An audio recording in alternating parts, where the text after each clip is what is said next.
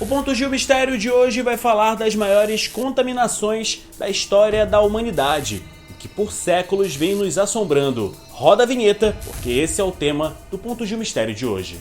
O avião que transportava a delegação da Chapecoense caiu. Os dois foram condenados pela morte de Isabela Nardoni. Osama Bin Laden, chefe da Al-Qaeda, está morto.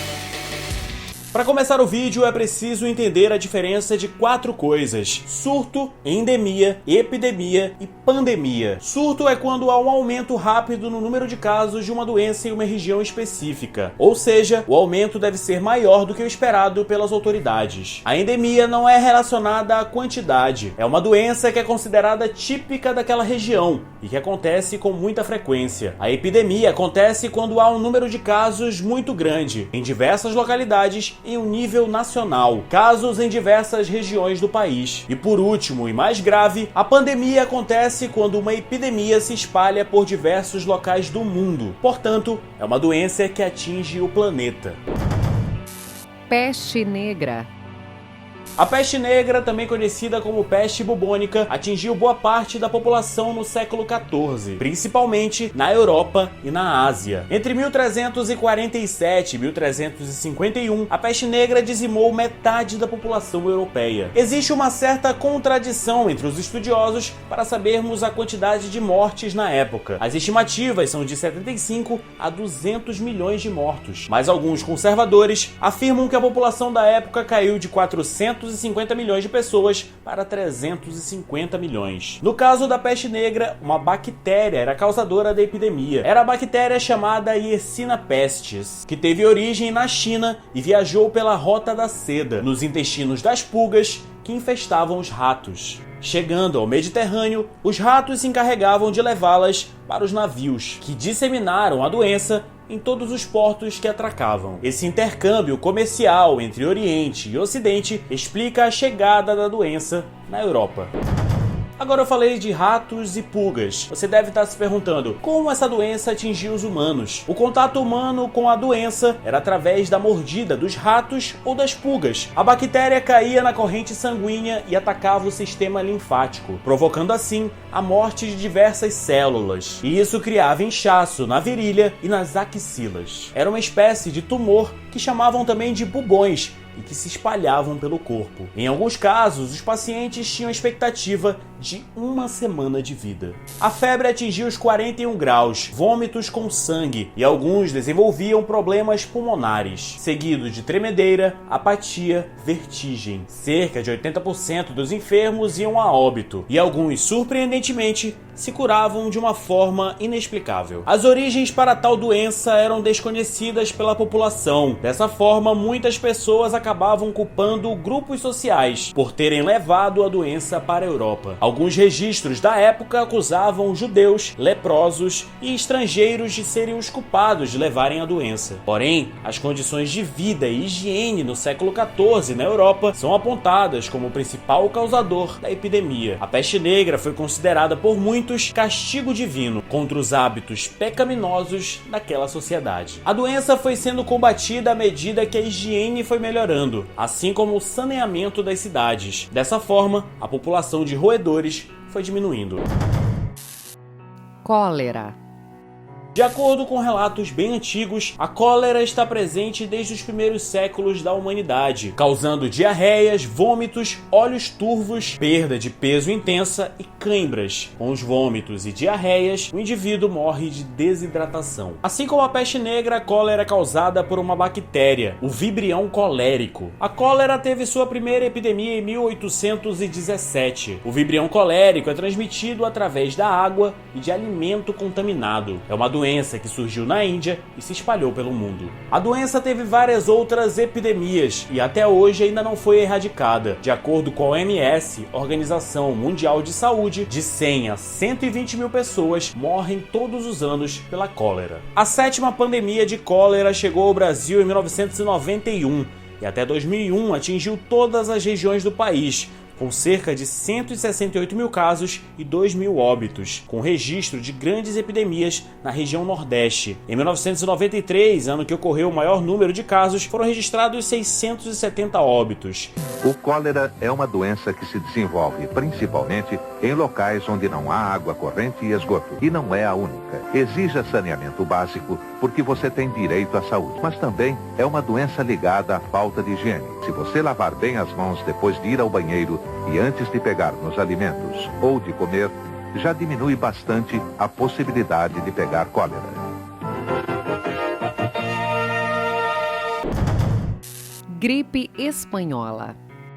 Em 1918, uma mutação do vírus da gripe se espalhou pelo mundo. Comparando a gripe espanhola e a Covid-19 do ano de 2020, vejam as recomendações que estavam no cartaz há 100 anos atrás. Conselhos ao povo da Inspetoria de Higiene: evitar aglomerações, principalmente à noite, não fazer visitas, tomar cuidados higiênicos com nariz e garganta, evitar toda fadiga ou excesso físico, não deve receber absolutamente nenhuma visita, evitar as causas de resfriamento. As pessoas idosas devem aplicar-se com mais rigor ainda a todos esses cuidados. Você conseguiu perceber nesse aviso que é muito parecido com as recomendações da Covid-19. Aqui no Brasil, a doença se espalhou rapidamente. Cerca de 30 mil pessoas morreram. Entre essas pessoas, o presidente Rodrigues Alves. Ele, que estava pronto para iniciar o seu segundo mandato como chefe da República, não conseguiu resistir e morreu em 16 de janeiro de 1919.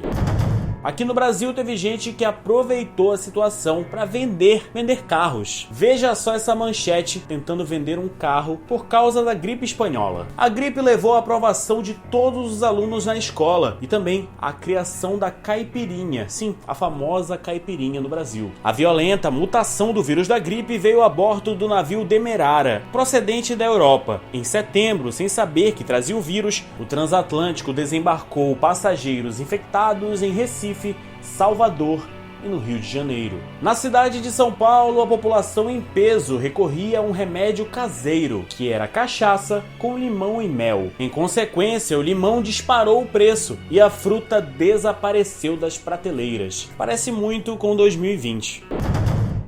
Tuberculose. A tuberculose também foi conhecida como o mal do século. A doença ataca o sistema respiratório e fez milhões de vítimas em todo o mundo, inclusive aqui no Brasil, entre 1850 e 1950, e só começou a ser controlado depois da descoberta do agente causador. Entretanto, a cura só veio em 1928, quando Fleming descobriu a penicilina. Muitos famosos da história morreram por causa da doença. Mestre do romantismo, autor de O Guarani e Iracema, José de Alencar chegou a viajar para Londres, Paris e Lisboa para se tratar, mas morreu em 12 de dezembro de 1877. Dom Pedro I morreu aos 36 anos de idade. Castro Alves, poeta, morreu aos 24 anos. Sua mãe também havia morrido por tuberculose aos 34 anos. E o cantor Noel Rosa morreu com 26 anos. Pois esta vida não tá sopa, e eu pergunto com que roupa que eu vou pro samba que você me convidou. AIDS. Estados Unidos, Haiti e África Central apresentaram os primeiros casos de infecção pelo vírus da AIDS, o HIV. Em 1980, o primeiro caso no Brasil, em São Paulo, que foi classificado como AIDS apenas 2 anos depois. O HIV ataca o sistema imunológico, responsável por defender o organismo de infecções e doenças. Considerado uma IST, infecção sexualmente transmissível, o HIV é transmitido por meio do sangue por relações sexuais. Apesar de ter iniciado na década de 80, a pandemia da AIDS não foi dada como encerrada. Assim como a tuberculose, muitos famosos também morreram por complicações devido ao HIV. Cazuza faleceu em 1990, vítima de complicações da AIDS. Ele foi um dos maiores cantores da história da música brasileira e tinha 32 anos quando não resistiu à doença.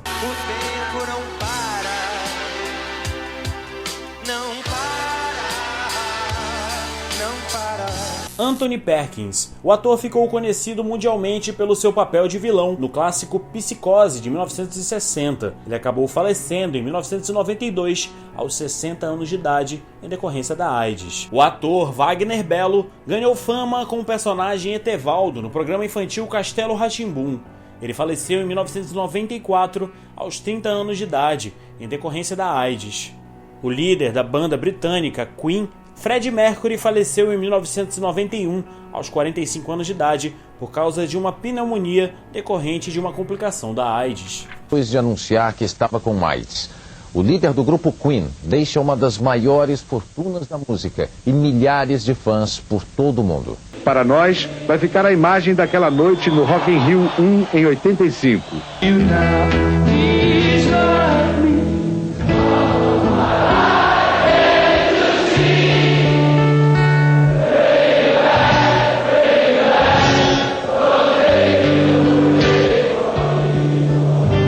Assim como Cazuza, Renato Russo foi um dos maiores nomes da música brasileira e morreu aos 36 anos de idade em 1996.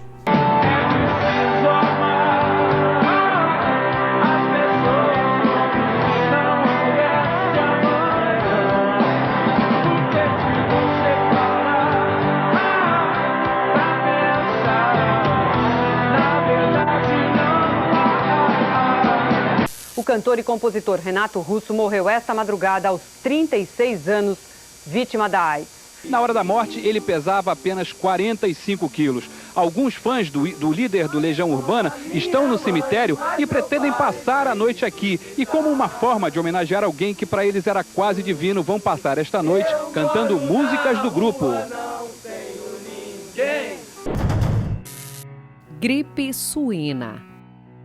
Por último e mais recente, vamos falar da gripe suína. Em 2009, no México, foi descoberto um novo vírus influenza, que causava uma doença que veio a ser chamada de gripe suína. Ela se espalhou em questão de meses para centenas de países, entre eles o Brasil, e provocou a primeira pandemia do século XXI. Trazendo sintomas parecidos com uma gripe forte, habitava primeiro apenas em suínos e depois passou a habitar em humanos. Nessa imagem você pode ver passageiros do metrô na cidade do México usando máscaras de proteção em 24 de abril de 2009. Entre 2009 e 2010 foram confirmados cerca de 53 mil casos aqui no Brasil.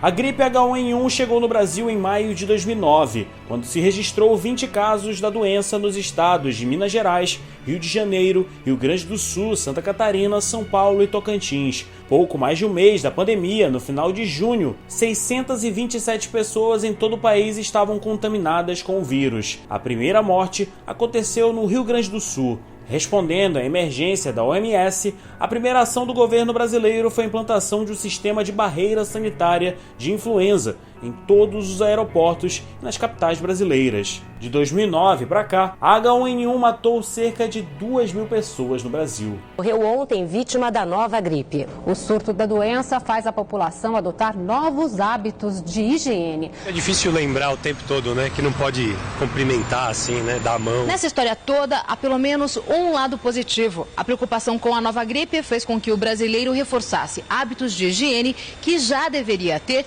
Por isso, os médicos recomendam que esse comportamento deve permanecer depois que o surto passar. Por muitos anos, a população mundial passou por diversas dificuldades na questão de doenças que se espalharam pelo mundo, muitas parecidas, causadas por vírus e bactérias. O Ponto Gil Mistério especial de hoje vai acabando por aqui. Muito obrigado por ter assistido esse vídeo, veja os outros vídeos que estão passando aqui na tela e até o próximo Ponto Gil Mistério.